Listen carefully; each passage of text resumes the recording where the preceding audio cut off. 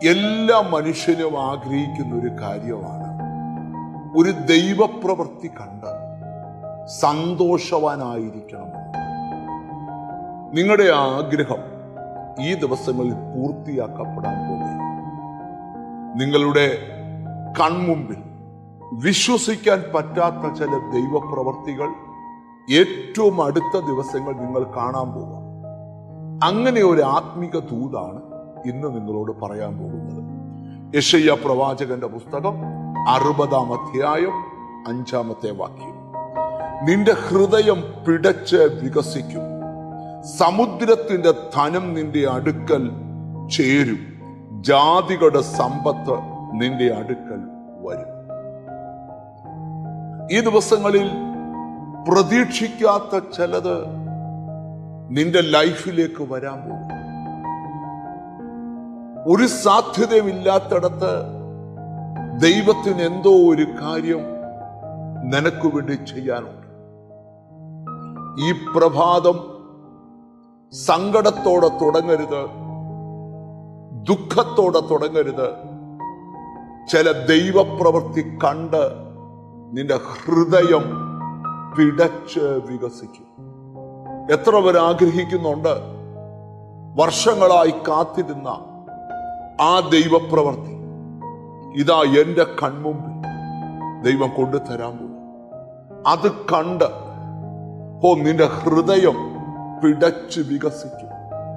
എന്നിട്ട് പ്രവാചകൻ പ്രവചിക്കുക, ദൈവത്തിന് സ്തോത്രം, സമുദ്രത്തിന്റെ ധനം നിന്റെ അടുക്കൽ ചേരും.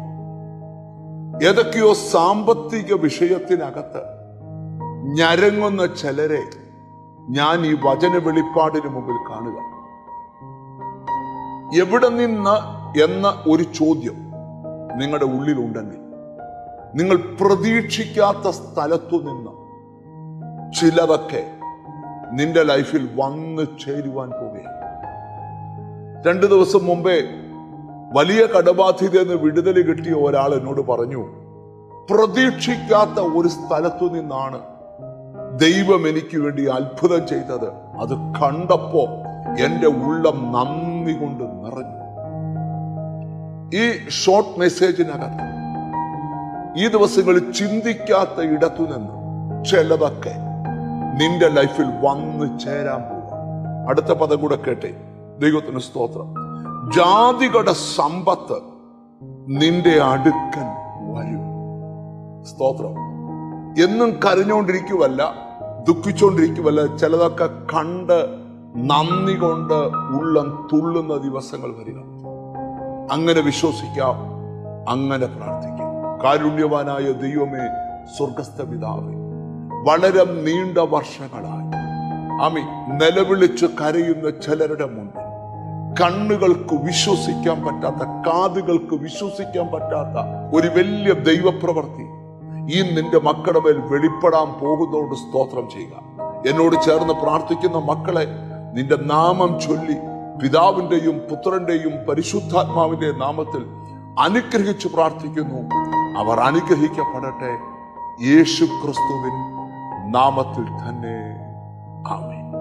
ഈ ദിവസങ്ങളിൽ തന്നെ ആമേൻ നിന്റെ അടുക്കൽ ചിലത് വന്നു ചേരും.